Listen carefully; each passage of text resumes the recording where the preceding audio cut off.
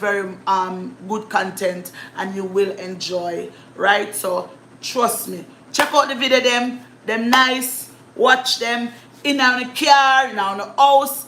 It's parental guide. You don't have to worry. Your kids them can watch it because I have a lot of kids on my YouTube channel that subscribe. So I have to be very respectful at my audience. My audience is from 5-year old up to 55, 60, right?